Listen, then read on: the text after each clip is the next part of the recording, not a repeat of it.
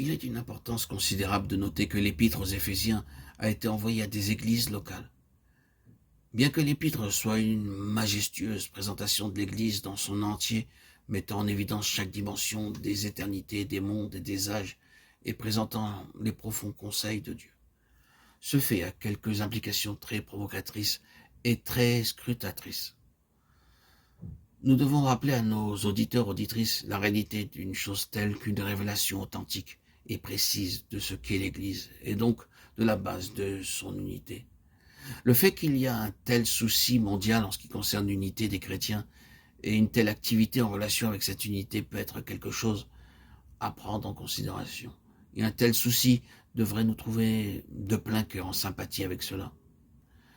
La grande différence se trouve entre, d'une part, un effort massif pour résoudre le problème de l'extérieur en essayant de recoller ensemble tous les morceaux brisés et d'une certaine manière d'en faire un tout, et d'autre part, un souci de recouvrer la puissance spirituelle qui favorisera un rassemblement et un ajustement spontané. L'un représente le rassemblement et l'assemblage organisé, composé, comme ceux d'une machine. L'autre est la relation organique spontanée d'une vie corporative. Le premier se disloquera de façon répétée. Le dernier finira par mettre en évidence une église glorieuse, sans tache, ni ride, ni rien de semblable. Mais qu'en est-il de l'église en tant que représentation locale?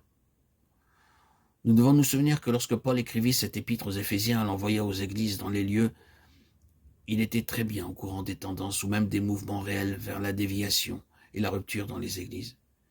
Il avait prédit cela quant à Éphèse, lorsqu'il avait quitté les anciens de cette église près du bateau, étant en route pour Jérusalem.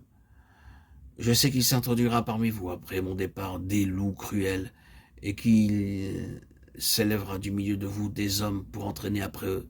Actes 20, 29, 30. C'était un commencement de division, mais ici, de sa prison à Rome, il s'écria « Tous ceux qui sont en Asie m'ont abandonné ». 2 épîtres seront bientôt écrites à Timothée, qui se trouvait probablement à Éphèse. Elles traiteront des débuts du changement du christianisme originel en tout ce qu'il est devenu actuellement. Elles étaient destinées à mettre en garde contre le système ecclésiastique, le cléricalisme, le ritualisme, le système sacramentel, qui ont envahi l'Église et ont changé son caractère primitif.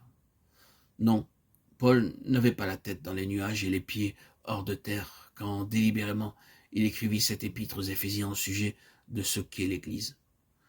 Sans aucun doute, sa référence à la guerre spirituelle était liée au fait qu'il savait très bien que la bataille était due à sa relation particulière avec ce sujet même, montrant quelles grandes conséquences cela représentait pour les forces sataniques. C'est impressionnant de constater combien toute prise de position en faveur d'une véritable expression du corps de Christ est accompagnée de plus d'antagonisme que toute autre chose.